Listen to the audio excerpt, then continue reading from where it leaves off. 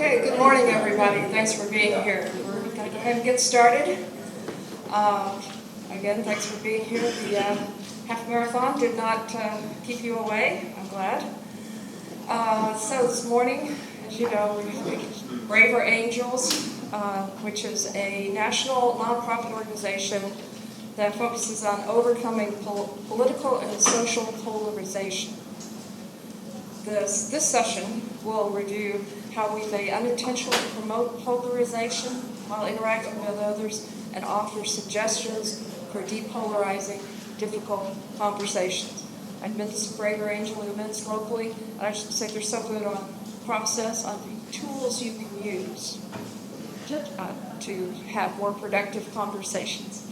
So I would like to introduce our presenters today.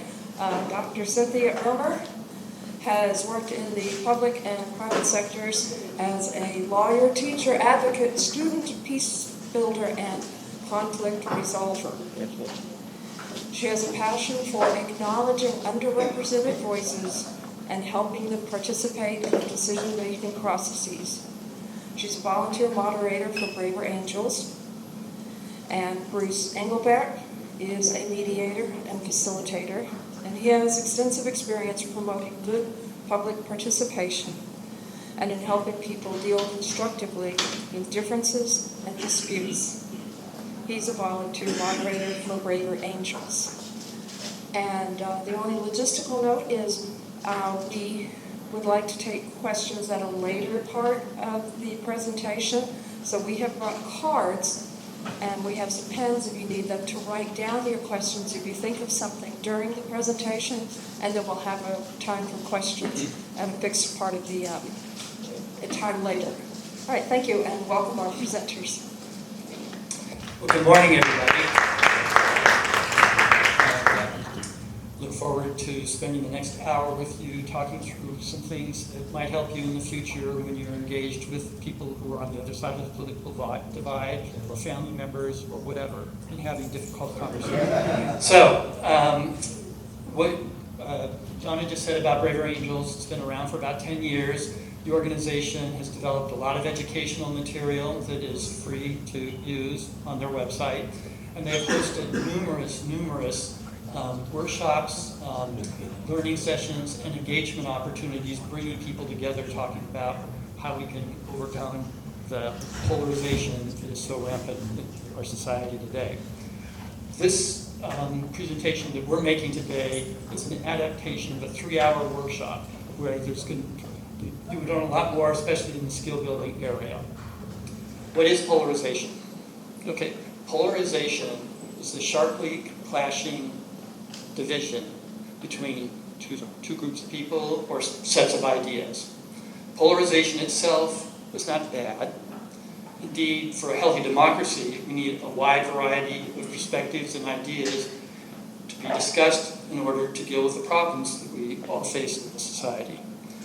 Polarization, however, is not good when it prevents the conversations that are needed in this democratic process to come together and talk about things. We're going to be talking about depolarization today. And first, I'd like to say that depolarization is not about stifling differences or eliminating strong disagreements. Polarization is about finding new ways to regard and talk with people who have very different views than us. Thank you, and since we are here at this lovely church, we're going to begin with, I think, a lovely prayer. That's an adaptation of something you already know. I'm going to say it out loud and pray it. I'm going to say these very words. So if you would like to join me by reading with me, please feel free. Let us pray. Lord, make me an instrument of your peace. Where uncivil words prevail, show me how to model love. Help me remember the God-given dignity of all, and invite others to do the same. Show me how to build bridges and see first what unites us rather than what separates us. Let me seek to understand before asking to be understood. Grant me a listening heart filled with empathy and compassion. Let me never tolerate hateful ideas. May I invite all to charity and love. Lord, help me to imitate your compassion and mercy. Make me an instrument of your peace. Amen. Thank you. Okay, what are some principles for depolarization? I'd like to reach far back and say that St. Paul came up with some very important principles that apply to this idea of trying to overcome differences. And I'll just read through them. Let love be genuine and love one another with mutual affection. Rejoice in hope and be patient in affliction. Bless and not curse those who persecute you. Live in harmony with one another. Be not arrogant or consider yourself to be wiser than you are. Do not repay anyone evil for evil, but take thought for what is noble in the sight of all. Live peaceably with all. And we'll see some of these themes coming out in what we're going to be discussing here in the next few minutes. So, braver angels, what is it? Where did we get it? As you may know, from his first inaugural address on March 4th, 1861, President Lincoln said this. Yeah, that's right. We are not enemies, but friends. We must not be enemies. The mystic cords of memory stretching from every battlefield and patriot grave to every living heart and hearthstone all over this broad land will yet swell the chorus of the Union, when again touched, as surely they will be, by the better angels of our nature. Such an amazing man, such a fantastic sentiment, and it's actually something we can grab a hold of. We all have a heart, so this includes all of us. Braver Angels formed shortly after the 2016 election. Try not to stand in front of that. After the 2016 election, when it was obvious to almost everyone that this was a greatly polarized nation. Not only a difference of opinion, but a great amount of fear, a great amount of disgust, hatred, the things that kept us from being a united country. Braver Angels called on this divided America to build bridges across those differences. Not to close the differences, not to fill them up with dirt and pretend they didn't exist, but to build bridges across so that we could reach each other. And to encourage healthy dialogue across that divide. A recent Braver Angels, I have to read this part because I didn't memorize it. A recent Braver Angels email, if you join up on Braver Angels, which you can do without paying, but you can also contribute $12 a month, that's my ad. A year, not a month, a year. You get these fabulous emails. This one just showed up in my email box as I was preparing to come talk to you. Politeness is a technique, but it will not carry the weight of genuine connection across real divide. For that, we need civility. Civility is not a style, but a disposition of the heart, a moral orientation that sees others as equals in dignity, worthy of respect regardless of how wrong we think they are. Civility does not require us to dilute convictions or deny differences. It equips us to coexist and even thrive amid disagreement. Politeness may keep us from shouting in the grocery store, but civility allows us to live in the same neighborhood, send our kids to the same schools, and work together on shared challenges, even when we vote, worship, and think differently. Okay, so where do we start depolarizing? We start depolarizing from within. Okay. In this era of a lot of political rancor and distrust, how are we going to move away from all of the toxic polarization that exists? We start by taking the initiative. Each one of us has to do this. Taking the initiative to learn how to avoid being a polarizing influence and instead become a force for having conversations that are constructive. As Gandhi said, we should seek to be the change that we want to see in the world. Now, depolarizing ourselves is going to be a big change, and in this time when there's so much polarization and people are not really interested in trying to depolarize themselves, it's going to be a personal challenge which is going to require some courage and fortitude. And what the depolarization also requires is that you're going to have to take the time to learn some new skills and some best practices so that you can change the way in which you regard and talk with people who have very different perspectives than you do. Actually, I do have more to say. So, Bravery Angels has a two-step process for depolarizing within. The first step is introspection. The second step is learning skills for having constructive conversations in difficult circumstances. Today, we don't have enough time to go through all of the stuff that's in the 3-hour normal workshop, so we're going to focus just on the first step, which is introspection, which is actually getting to know your own inner polarizer. It's all that stuff that unconsciously or maybe even consciously that you bring to conversations. Okay, so how do we recognize our inner polarizer? As Jesus said, it's very easy to see the speck in your brother's eye, but not so easy to see the beam in your own eye. So we all have tendencies, attitudes, and biases that are going to potentially cause problems when we try and engage in conversations with people who have very different views. Being aware of and understanding what those tendencies are and the dynamics that may result is the beginning of the path to depolarize ourselves. And we do this by the introspection that we were talking about. That is, taking time to reflect about all the kinds of things that we may not think about all the time, but do influence the way we have conversations with people.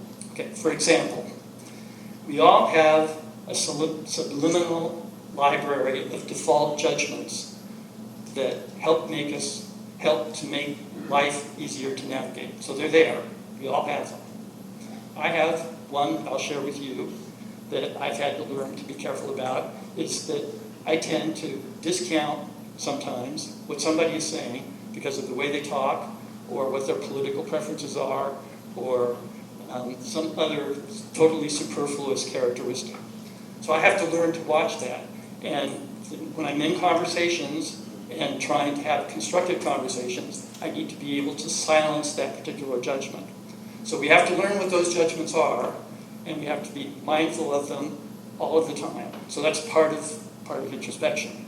Another area that we need to look at, we all have emotional buttons that can be pushed. And if we're in a conversation and somebody manages to push one of those buttons, we're not going to respond thoughtfully. We're going to react harshly and defensively. And that's not going to do anybody any good. So when we're aware of those buttons, we can again hopefully avoid having them being pushed in a way that we're going to overreact. Yet another area, and I guess I can use a personal example here. My blood starts to boil when I'm listening to somebody promote or defend a particular position, and they're doing it based on demonstrably untrue facts. I just start to really not hold it together.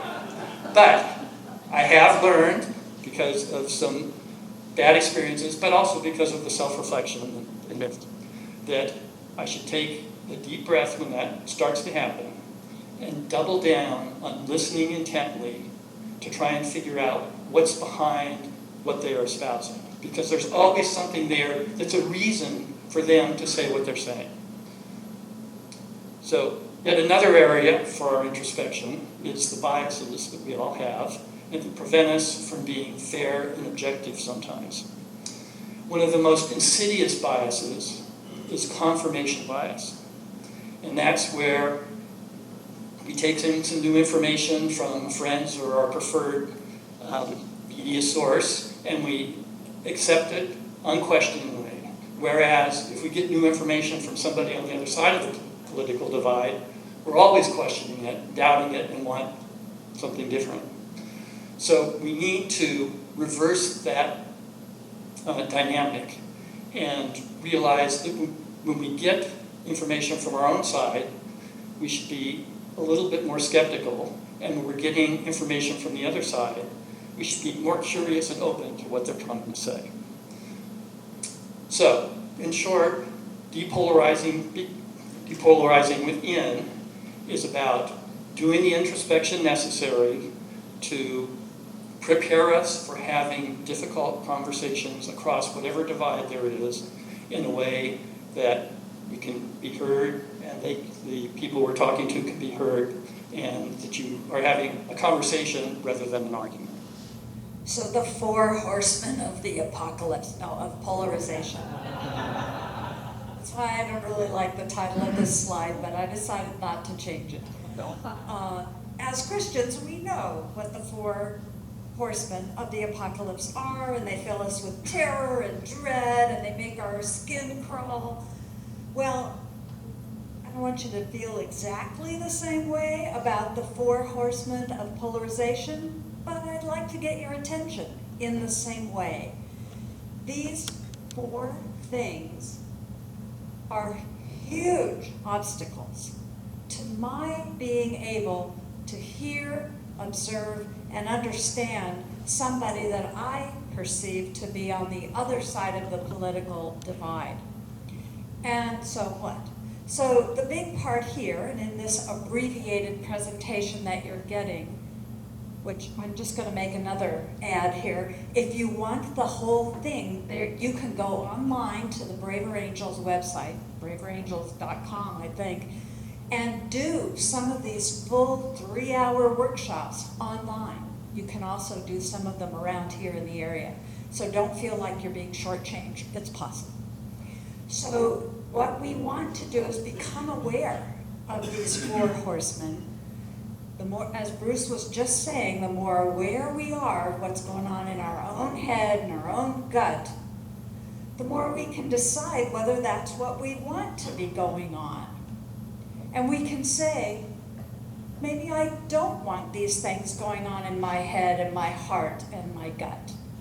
And some of these things might be stereotyping, dismissing, ridiculing, and having contempt for. And I'm going to go through those in a second. But I want to point out first, why are these 4 things so bad? One of the bad, strong bad things that they can do is give us a false sense of unity. Remember, I'm sure you've heard this, the enemy of my enemy is my friend. Well, I hope I don't have to build all my friendships in that way, because that doesn't give me a very good friend. It's a false sense of unity. And when we stereotype, dismiss, ridicule, and have contempt for people on the other side of the political divide, we create a false unity with those people that we consider to be on our side of the divide, which might mean we know nothing at all. So let's examine what we've got going on inside of ourselves. Okay, I've got on here 3 things I didn't want to forget, so that's why I'm reading this, because I could talk to you all day long. But there, as we retreat into our political silos, other people on the other side, in a different silo, become enemies. And I know you've heard this on the political discussions. I've heard it, and ever since I heard it first introduced, I'm like, okay, so we retreat to our political silo, the people who are outside of that silo are not just different, they become enemies. And when we have enemies, we have enmity in our hearts, and we have lack of love. And that isn't where any of us in this room want to be. I know that that's true. So that is another reason to avoid these things. And this is the last thing, and I'll stop reading. Our talk about the people who we have made into our enemies threatens and fuels the fires that threaten democracy. That's us. We like to blame the other side with threatening democracy. But when we talk in a way about our enemies, we threaten democracy. That's we. We can't stop all of the threats to democracy. We can stop some of them. The ones that start here, we can stop. And this is maybe hard to believe, but little by little, the little bits that we can let go of, the little bits that we can stop contributing to the larger polarization, the larger threat to democracy, the better it is. What do we mean by stereotyping? You know, you create a group.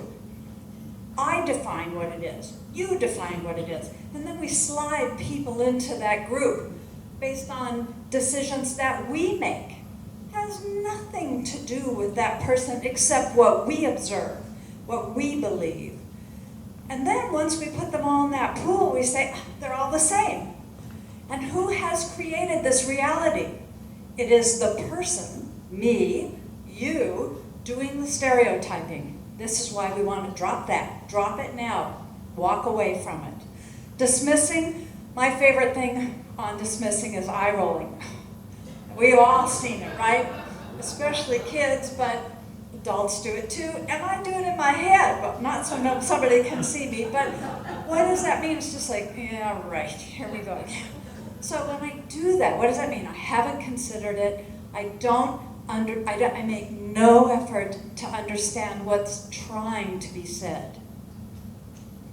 Ridiculing, we all know this one. And I have to admit, participating in it, especially just before the election, I could not stop watching late night TV and all the jokes, and they're hysterical, and all the commentary. It just fueled my fire.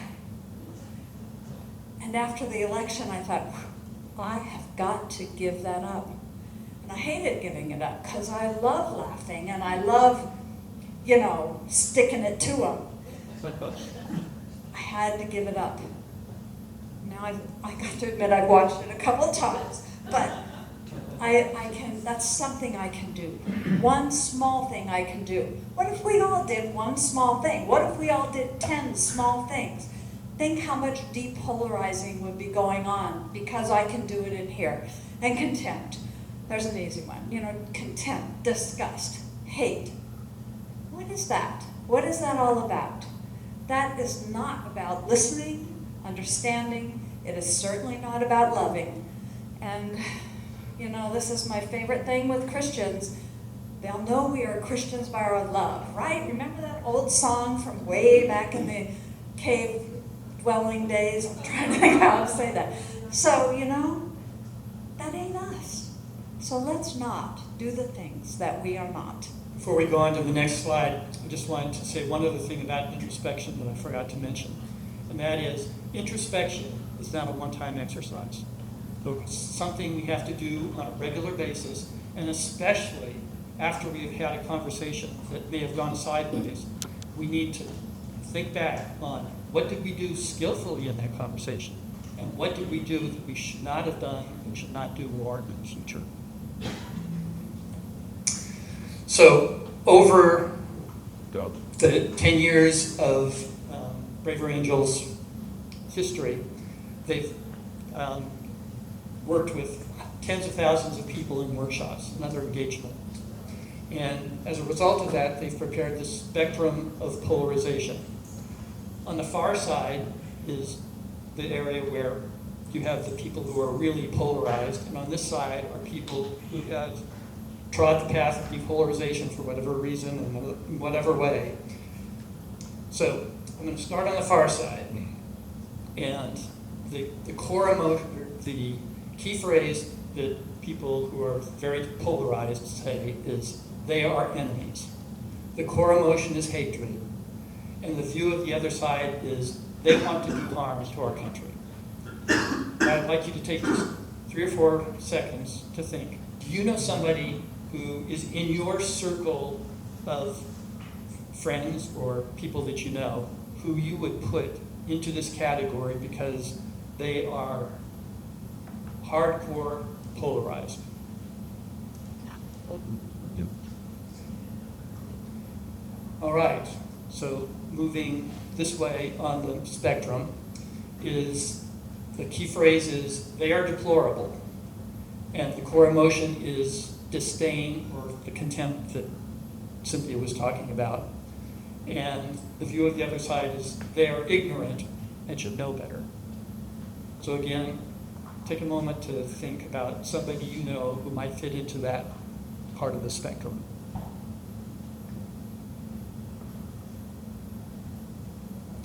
And moving along, next is the phrase, they've been duped. And your emotion is pity for them. And they are well-meaning but fooled.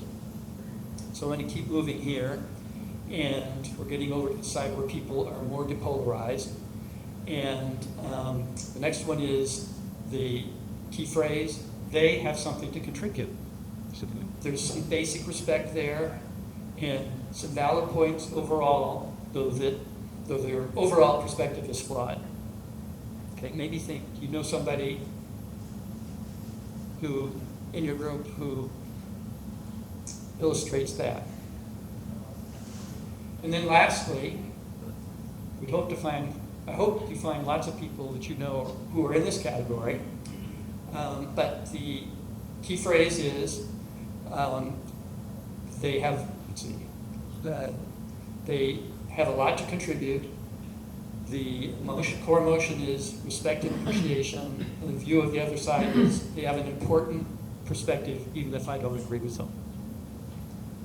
So, you know, this is obviously, people can fit anywhere on the spectrum, and possibly even at different times in different environments. They may be more polarized in certain times and less polarized in others. But it gives a perspective about the kinds of things that we're talking about in polarization and depolarization. Okay, remember that piece of paper and pencil you have?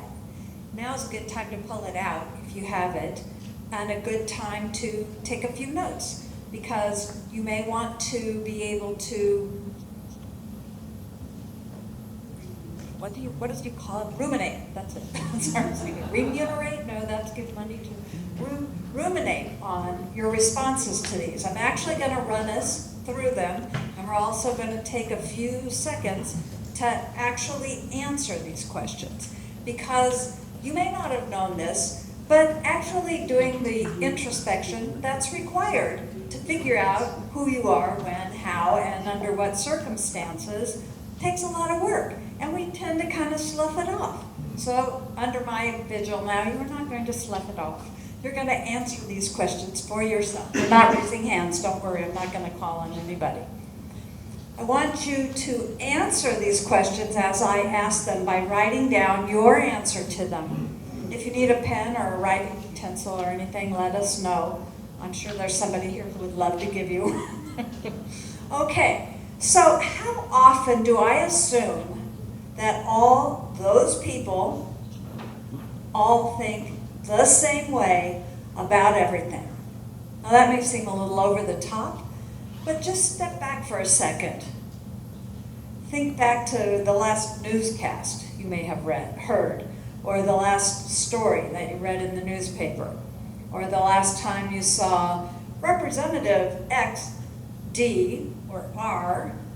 How often do you assume that all of those people all think the same way all the time? How often do you think that? Often, sometimes, never. If anybody writes down never, I'm not counting it. Often, sometimes, or never. Think about really when you do it. And how often do you do this? Assign good motives to my side and bad motives to the other side. Yeah, of course we may have done something that was painful, but we did it for the right reason. All they care about is what they want and forget about everybody else. These are the kinds of things I'm talking about. I know I think that all the time, and I know better. How often do I focus on the most extreme view of those on the other side?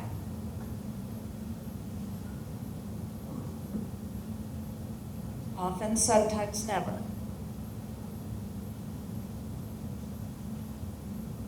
How about this one? How often do I compare their worst person with our best person? And I actually came up with two names that both sides will agree it was either their best or our worst, or our best and their worst. Tucker Carlson and Rachel Maddow. Right? Okay? Often, sometimes never do I do this.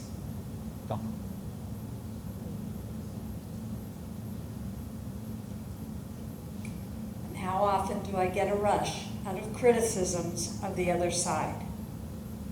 It's what those late night TV shows are all about. It's why I love them. They feed that in me. It's why if Pierre Trudeau says something negative about President Trump, I'm like, yeah. Or if anybody says something negative about the other side, whichever side that is, I'm all about that. That's great. Not so great. Often, sometimes never. I hope you all wrote those down. Okay, another part of depolarizing is making some important distinctions. And the first is between positions and people. Okay.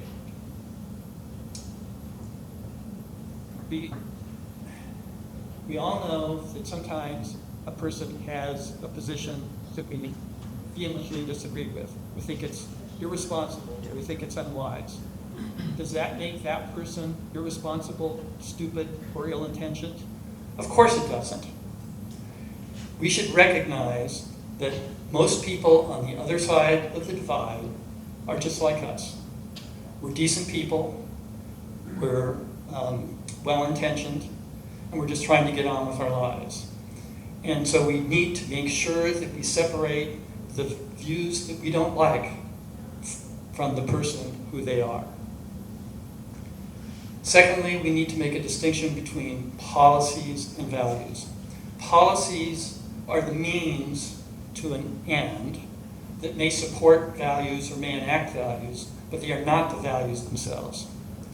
We can disagree strongly about policies for reforming health insurance or protecting the environment, and yet there may be some common values which underlie the goals which those policies are all intended to implement.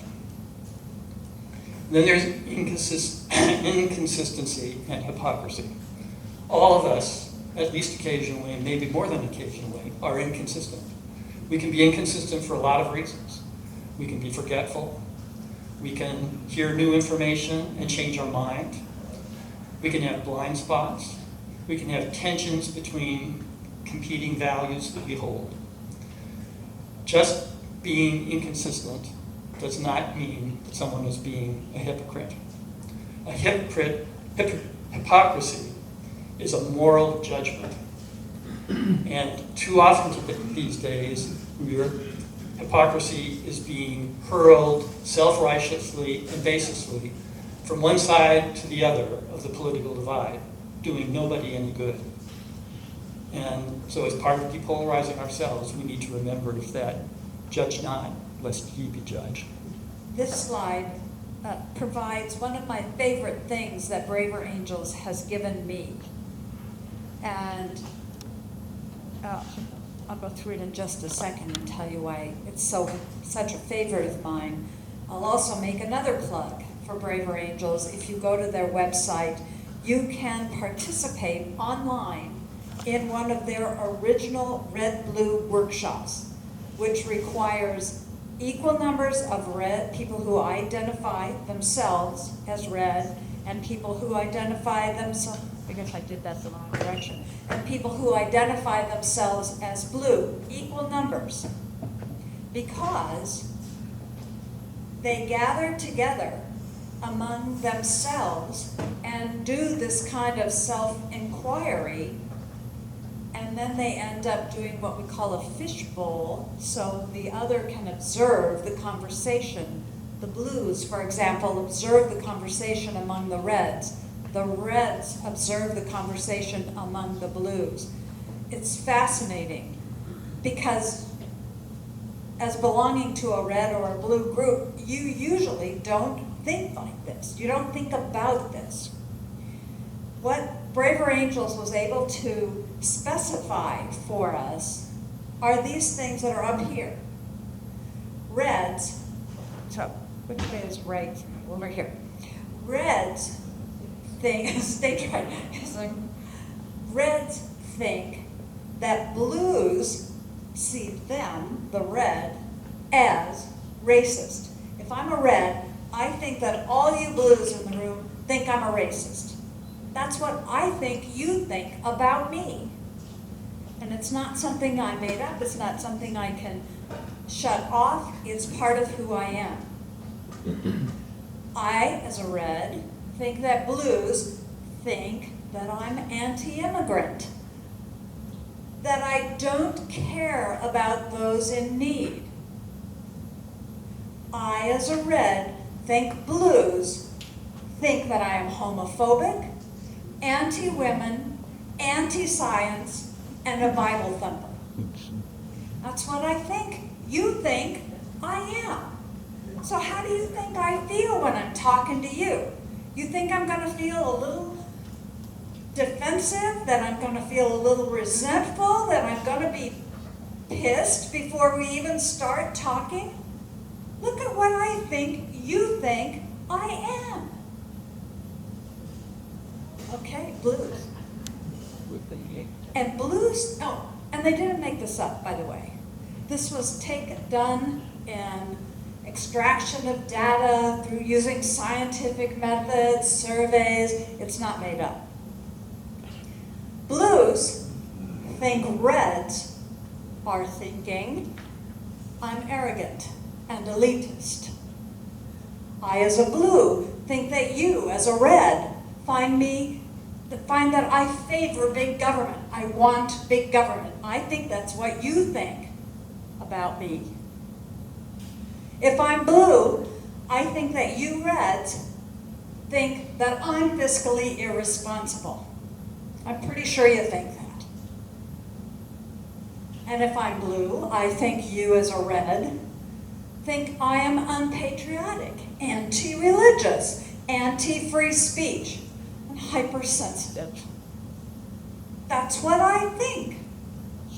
So when I talk, when I'm a blue and I talk to a red, and I think that you think that's who I am, how do you think I'm going to feel about you before one word slips out of your mouth? When I watch you walk through the door, how am I going to feel knowing that this is what you think about me? See the benefit and the strength and the power of these stereotypes and the other four horsemen, the other three horsemen? They're so powerful because I carry these around with me. Doesn't matter who I meet. This is what I think is going to come out of your mouth. Okay, challenging your stereotypes. First thing is to let go of assumptions. A wit once said, when you make an assumption, you make an ass out of you and me. We really don't know what's in other people's minds, their thoughts, their hopes, their fears, their intentions. But I've got it. Even people who are close to us. So, engaging with other folks, we need to let go of preconceived notions and engage in a way that we are trying to, with the intent of understanding and learning. Engage with humility. None of us are right all the time. None of us have all the answers, and we shouldn't expect that from people on the other side of the political divide. Instead, we should acknowledge that their positions that they are talking about often have underlying reasons and a good basis for what they are saying. And the purpose is to try and figure out what they are saying. So we should enter our conversations with humility and with the intent to listen twice as much as we're talking.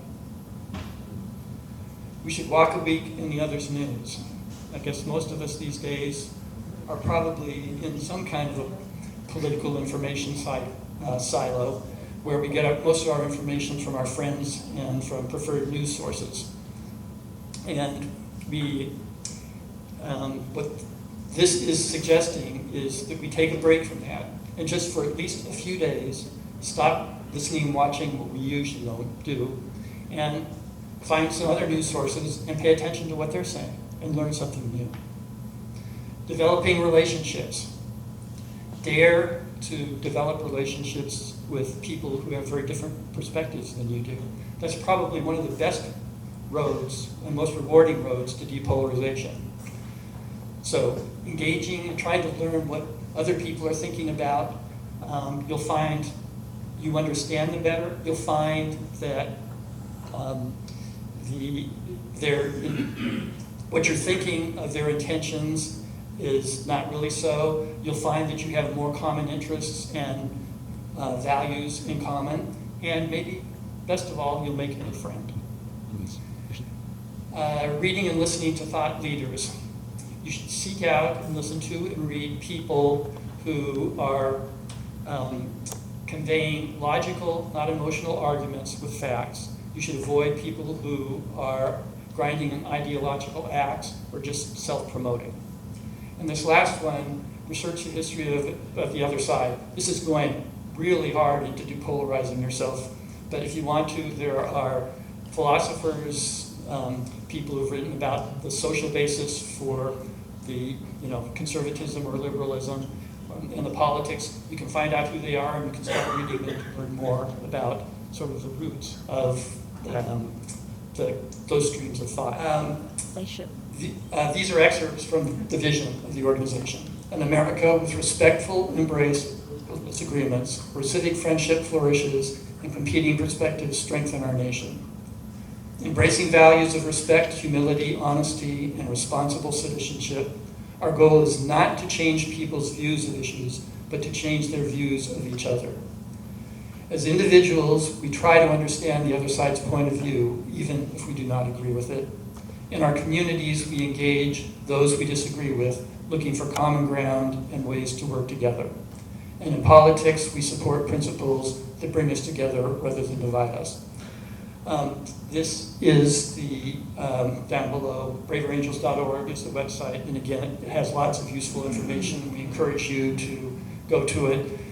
Braver Angels, there's also a local alliance of Braver Angels that meets on the second Saturday of every month from 10 to noon, in a location here sort of in the central part of San Diego. And if you are interested in being put in touch with the Alliance, if you leave, I guess if you get Donna your email, we will be back in touch that way with you. And so I think now we're going to questions, yes. So if you want to know more about the San Diego Alliance of Braver Angels, meets on the second Saturday of each month, and we try and move around the county, so that's quite a big area, because we want to make it convenient for people who live in different areas and perhaps have different political perspectives because of that. Send your email to Donna, and Alden, can you just stand up?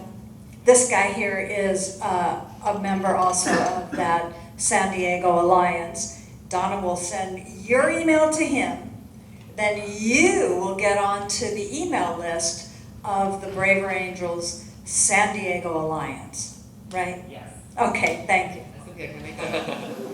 So another initiative we've been doing with the Alliance is in collaboration with a group called the AND Campaign.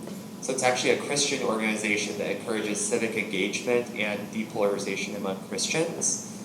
And so we've started what we call interfaith dialogues, and the purpose is to talk about various political or social issues that are really pressing in today's society, and share how our faith views impact our beliefs and our opinions on these issues. So we're holding our next one this Wednesday at Stone Brewing at Liberty Station, 6:30 to 8:30 p.m. It will be on the topic, are there limits to tolerance, empathy, and diversity? Thank you. And who knew Stone Brewery was a religious meeting place? Good choice. Okay. Thanks, Peter. You can have a seat if you want to. I didn't mean to make you stand up. But guess what? This is your chance. This is what you've been waiting for. The moment where you can ask your questions, you can ask for more detail. Bruce, you can come out here too. And we will do our best to reply. And I think that you'll be able to get a microphone. The question I have tried to approach people with is like, help me understand where you're coming from, or your position. It doesn't work, it backfires. And I'm trying to understand why. Are they, am I coming across as saying, you idiot, give me some rationale for where you're coming from. Or I'm just trying to come up with a better way of trying to understand where somebody's coming from. I'm almost given up. I think it's better to kind of do some square dancing and then, talk about something else over, punch or something. But yeah, I just, I'm trying to look for ways, because that usually works in other circumstances, but I've either gotten the response, I'm not going to talk about it, or a very defensive response because apparently they're seeing me as elitist, ST. Thank you. Excellent. Not wrong. Okay? Not wrong. Way to put two and two together. Please give up things that don't work. Do not give up your desire to cross that divide and to begin depolarizing, which is what you're doing. Help me understand. I just want to know where you're coming from. Please tell me what's going on for you. And you get a response. It says, I'm not going there. No, figure it out yourself or whatever. And it could be any of those things we saw that reds think, blues think about them, which it could be seen as you're being elitist. But that's what you think they think about you, right? So you didn't quite go far enough there. You think, if you're blue, that the red sees you as elitist. So what you have to do is go back to that list and say, what do the reds think I think about them? And we can't remember all of them, but I imagine one of them is that they're uncaring, that they're all of those things, right? So that's what this person is here in its head, his or her head, is thinking when you ask that question. Now I've got to defend myself. Now I've got to justify my integrity. Now I've got to defend myself. And that may be why you're getting that message, back off. So what can we do? Is there anything we can do? You see, I'm breaking this down into more parts than you probably were intended, but I need to have the floor, right? So what can we do? Okay, yeah. If you show vulnerability yourself first, I'm scared about this situation. What do you think?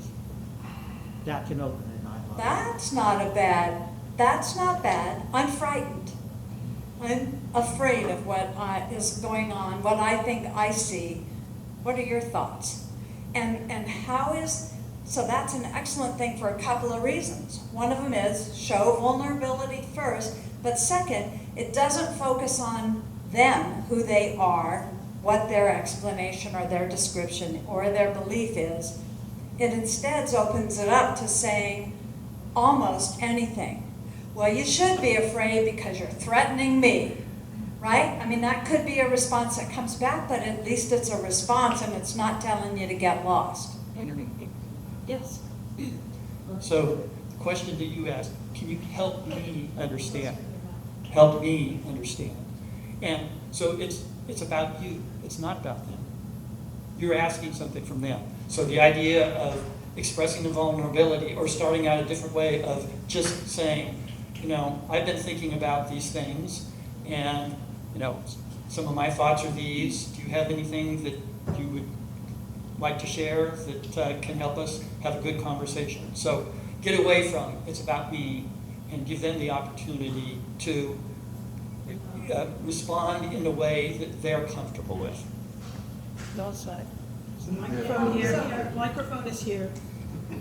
I guess I don't have, but I just want to thank you for coming out today. That's good, we like to hear that too. Yeah, I mean, in my own path, I have so many opinions on this, really since 2016. Some of the most beneficial for me personally have been the one-on-one conversations, particularly with a very solid Republican cousin of mine, which we mutually cherish. So it's a safe enough space to really get perspective. And I urge folks who are really in their sanctuary space to do that. You have to have an open mind. You really have to open your mind up. The threat is that you may get your mind changed. Okay, and that's okay. That's a good thing. After 2020, we intentionally traveled to red states. I wanted to see for myself, what's going on, and it's like there's plenty of the pro-gay areas. The world's not falling apart. And you just have to open up your mind. When you read something that triggers you, ask yourself, okay, what's the other side thinking here? Maybe I need to investigate this a little bit. Is this really autocracy? Or is this somebody trying to do their job? And it's being resisted and looked at as a threat. Thank you. That's really beautifully said. And I want to underscore one part in particular.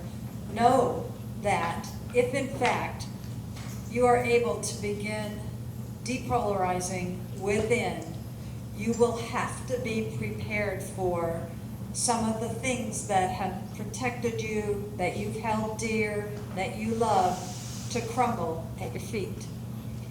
You will not be negatively impacted, but some of your worldview may suffer. And being brave enough to tolerate that is a beautiful suggestion. Thank you.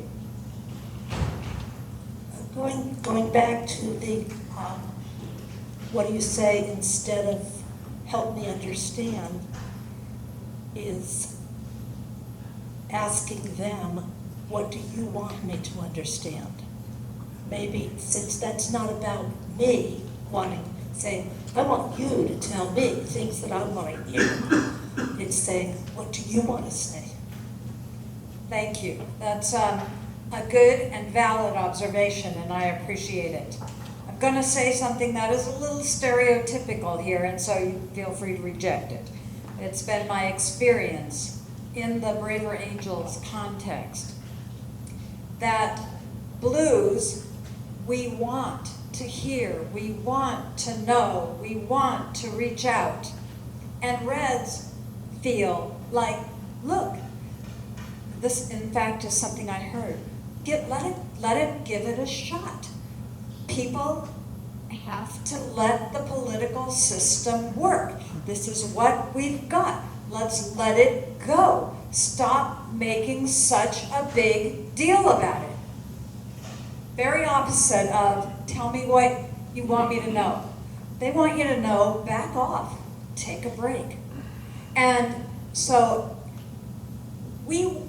if, as a blue, I want to know, I want to care, I want to have space for you to be who you are. And the reds are not interested in stepping into your space or helping you understand. This is a little bit different, and yet I use it to guide me. Many years ago when I was working in DC, I worked with an African American man. He was the environmental engineer in the internal law firm. It's not law firm, it was the law office inside of another company. I was the environmental lawyer. And I kept saying to him, he'd come in and he'd say, oh my God, this person is just such a racist. And I'm like, well, Jerry, help him understand. Tell him where, why that's racist for him to say that to you. And he said to me, look, it is not my job to get him to lead his life as a caring person. I went, damn, you're right. And so part of what we need to do, it is just kind of go back to that list.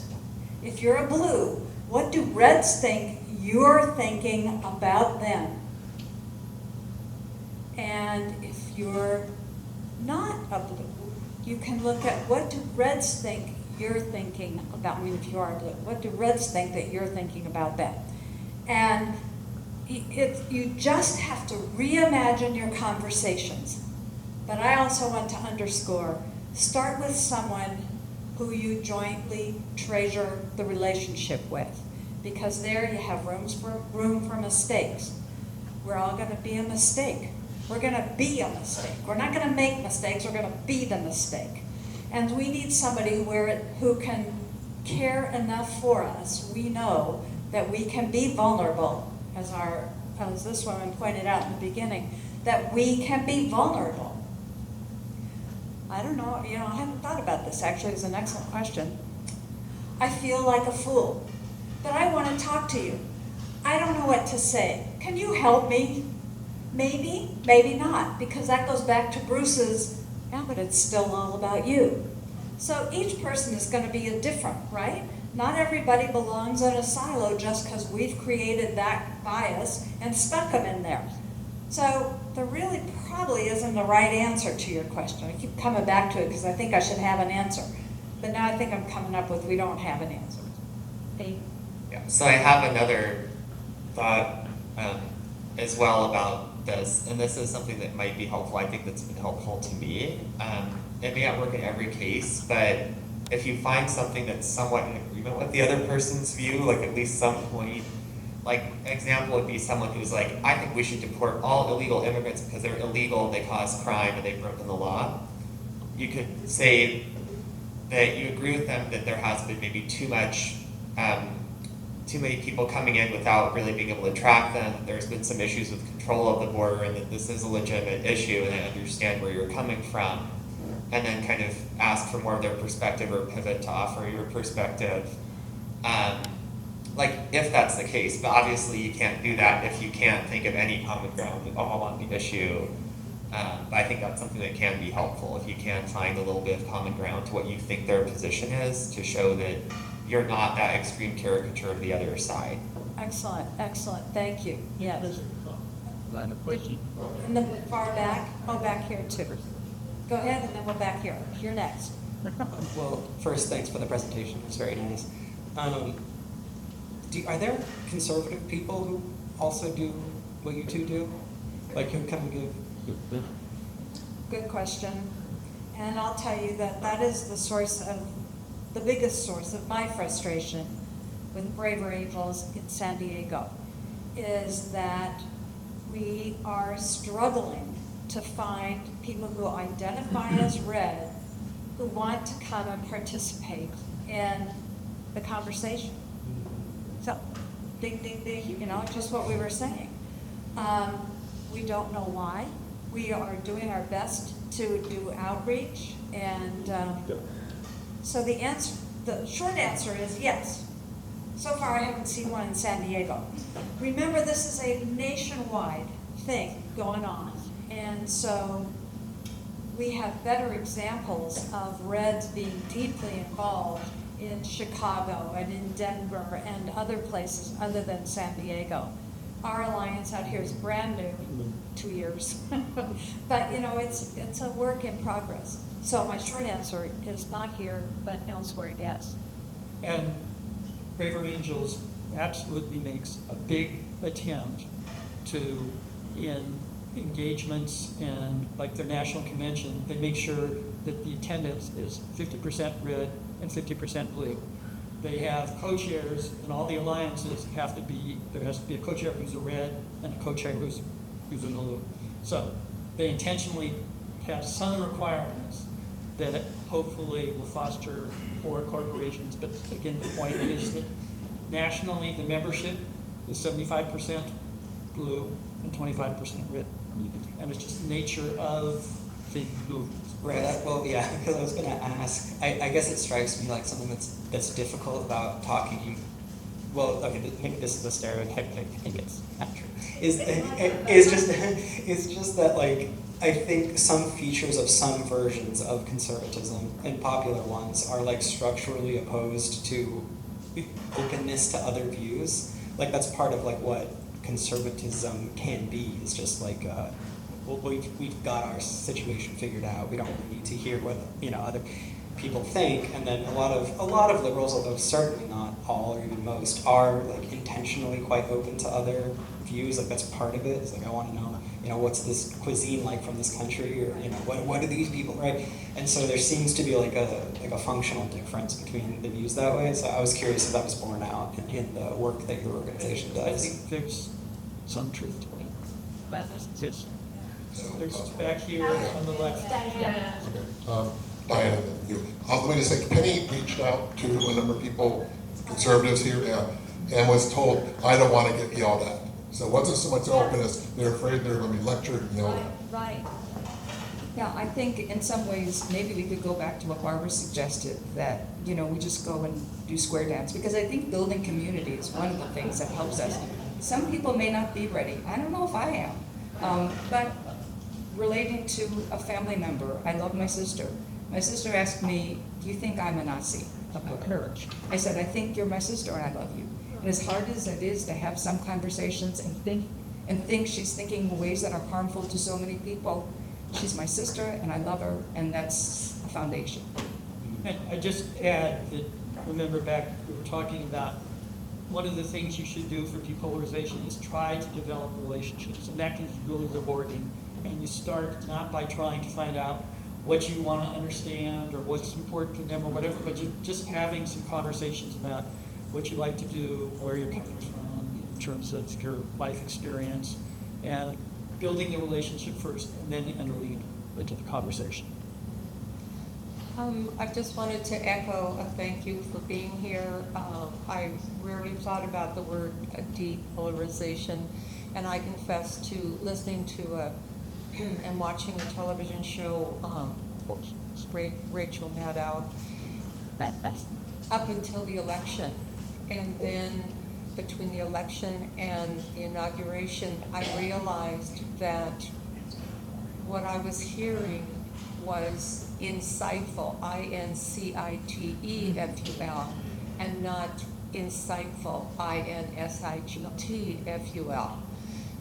This has given me an opportunity to learn there is another side, there is another point of view, and I'm blessed to be able to have a spiritual walk that guides me. Thank you for being here. Excellent. Okay, Bruce says we can take one more question back there, and then we probably should wrap her up. So I'm a woman. I'm married, gay. My daughter's partner is trans, and there isn't another side to our humanity. I just want to leave it at that. Okay, thank you very much. Thank you. Oh, wait. Two things. One is these are 5 websites. Take a picture. Take a picture. They provide news from both sides together. From different sides. From different sides. And so they're a good source to go to get out of your political information silo. All right, thank you. Oh, you probably needed that for a few more seconds.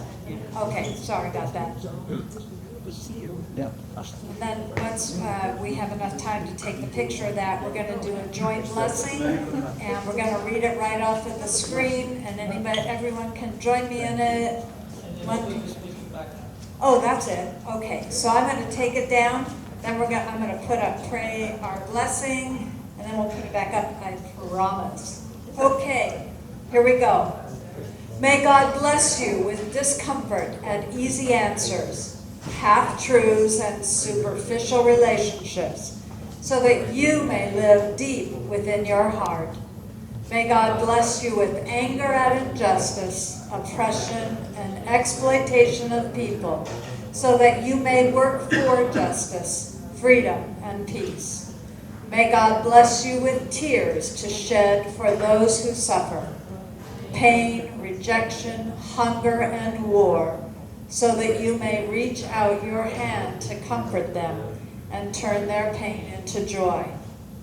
And may God bless you with enough courage to believe that you can make a difference in the world, so that you can do what others claim cannot be done to bring justice and kindness to all.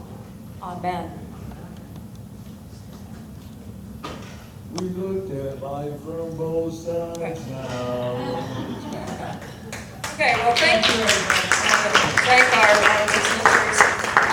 We had a question, which was, would you like more presentations from Braver Angels? Get in touch with Penny or us. I was also going to say, we weren't trying to be obscure. www.braverangels.org if you're web savvy, or if you want to just email to us, I will pass along your email address to get put on the local San Diego Alliance mailing list. You really need an info because you have a domain. you don't have an info or a general mailbox yet, but so many ways to learn more. So yeah, if people are interested in having more presentations or even an on-site workshop, not on a Sunday, say on a Saturday, give us your feedback. Otherwise, that's it. We ran over today, but that was because people were engaged. If you're engaged, we're going to give you our time. And next week, we're scheduled to have a speaker to explore questions around Zionism, anti-Semitism, etc. Emphasis, what are the questions? What are the different points of view and perspectives that people are bringing? Look for an announcement in the e-bulletin on Thursday. And thank you all for your time. Thank you.